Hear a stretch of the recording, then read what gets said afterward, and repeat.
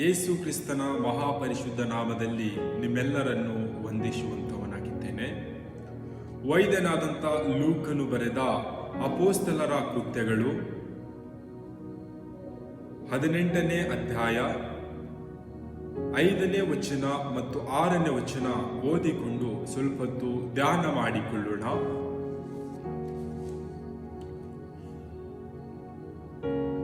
ಸೀಲನು ತಿಮೋಥೆಯನು ಮೆಕೆದೋನ್ಯದಿಂದ ಬಂದಾಗ ಪೌಲನು ದೇವರ ವಾಕ್ಯವನ್ನು ಬೋಧಿಸುವುದರಲ್ಲಿ ಅತ್ಯಾಸಕ್ತಿಯುಳ್ಳವನಾಗಿ ಯೇಸುವೆ ಬರಬೇಕಾದ ಕ್ರಿಸ್ತನೆಂದು ಯಹೂದ್ಯರಿಗೆ ಖಂಡಿತವಾಗಿ ಸಾಕ್ಷಿ ಹೇಳಿದನು.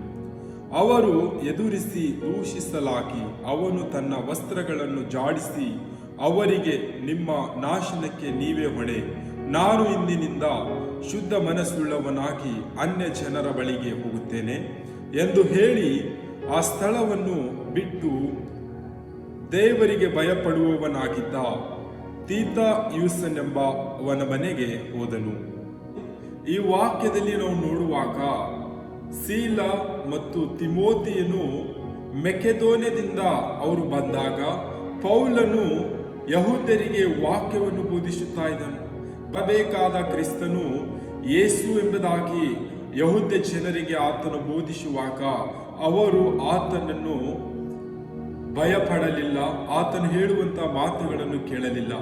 ಆ ಸಮಯದಲ್ಲಿ ಪೌಲನು ತನ್ನ ಬಟ್ಟೆಗಳನ್ನು ಆ ಯಹೂದ್ಯ ಜನರ ಮಧ್ಯದಲ್ಲಿ ಜಾಡಿಸಿಕೊಂಡು ಈ ರೀತಿಯಾಗಿ ಹೇಳುತ್ತಾ ಇದ್ದಾನೆ, ನಿಮ್ಮ ನಾಶನಕ್ಕೆ ನೀವೇ ಕಾರಣ, ನಾನು ಶುದ್ಧ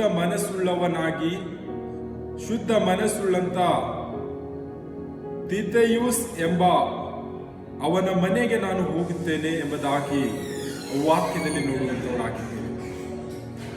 ಪೌಲನು ದೇವರಿಗೆ ಭಯಪಟ್ಟವನಾಗಿ ಶುದ್ಧ ಮನಸ್ಸುಳ್ಳವನಾಗಿ ಇದ್ದಂತ ತೀತಯುಸ್ ಎಂಬವನ ಮನೆಗೆ ಹೋದನು ಎಂಬುದಾಗಿ ನೋಡುತ್ತಾ ಇದ್ದೇವೆ.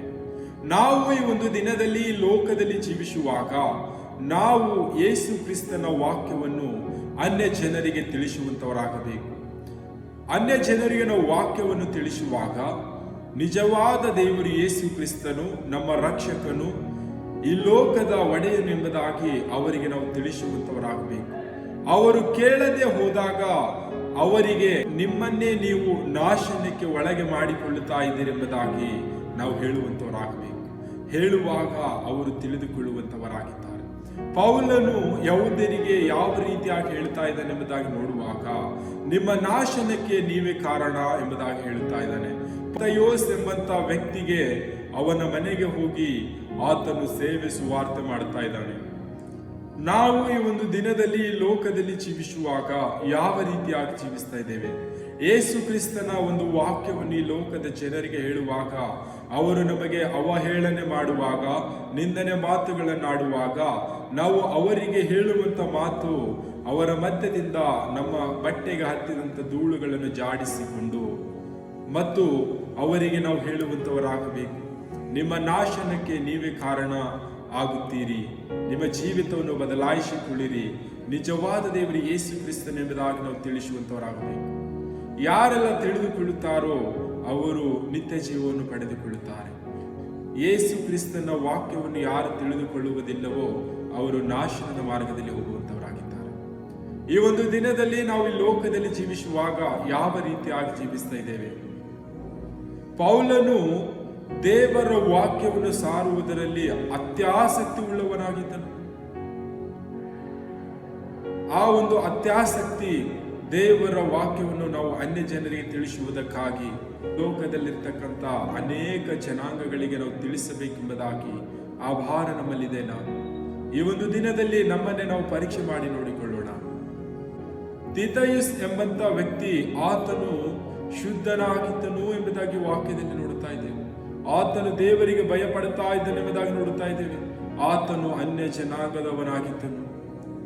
ಪೌಲನು ಆ ವ್ಯಕ್ತಿಯ ಮನೆಗೆ ಹೋಗಿ ಇಳಿದುಕೊಳ್ಳುತ್ತಾ ಇದ್ದಾನೆ.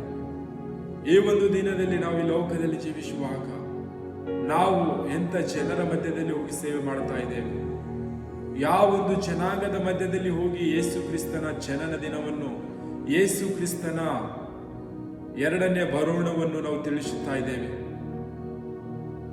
ಈ ಒಂದು ದಿನದಲ್ಲಿ ನಮ್ಮನ್ನು ನಾವು ಪರೀಕ್ಷೆ ಮಾಡಿ ನೋಡಿಕೊಳ್ಳೋಣ. ಕರ್ತನು ಈ ವಾಕ್ಯ ನಮ್ಮೆಲ್ಲರ ಆತ್ಮಲ ಬಗ್ಗೆ ಆಶೀರ್ವದಿಸಲಿ. ಆಮೇನ್.